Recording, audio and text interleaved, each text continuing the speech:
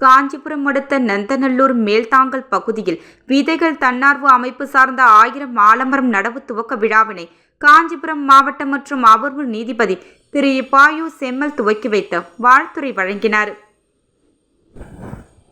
காஞ்சிபுரம் மாவட்டம் வலஜாபாத் பகுதியில் விதைகள் தன்னார்வ அமைப்பு என்ற அமைப்பின் காஞ்சிபுரம் மாவட்டம் முழுவதும் 1,00,000க்கு மேற்பட்ட பண விதைகளை பல்வேறு நீர்நிலைகளில் நடவு செய்துள்ளனர். இதனைத் தொடர்ந்து தற்போது 1000 ஆலமரங்கள் நடவு எனும் நிகழ்வினை துவக்க திட்டமிட்டு வலஜாபாத் அடுத்த நத்தநல்லூர் மேல்தாங்கல் பகுதியில் இன்று துவக்க விழா நிகழ்வு அமைப்பின் தலைவர் பசுமை சரண் தலைமையில் நடைபெற்றது. இதில் மரக்கன்றுகளை காஞ்சிபுரம் மாவட்ட முதன்மை மாவட்ட மற்றும் அமர்வு நீதிபதி திரு பாயு செம்மல் கலந்து கொண்டு விழாவினை துவக்கி வைத்தார். இவ்விழாவில் உரையாற்றிய நீதிபதி பாயு செம்மல் சங்க காலம் மற்றும் அரசர் காலங்களில் மரத்தின் பயன்களை உணர்ந்து அதனை போற்றி பாதுகாத்து வந்தார். மரம் பெற்ற நினைக்கும் நபருக்கு கூட அது நிழலை தந்து உதவி உள்ளது என்பது நிதர்சனமாக தெரிய வந்துள்ளது. எனவே அதனை போற்றி பாதுகாக்க வேண்டுமென வேண்டுகோள் விடுத்தார்.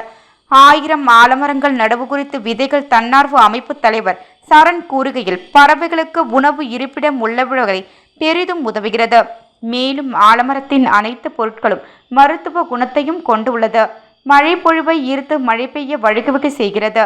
நீரை உறிந்து வைத்துக் கொண்டு கோடை காலத்திலும் அதனை பயன்படுத்தி வளர்ச்சி காணும். எனவே இத்தனை தற்போது காலத்திற்கு ஏற்ப 1000 நடவு செய்து பராமரிக்க முடிவு செய்துள்ளதாகவும் தெரிவித்தார்.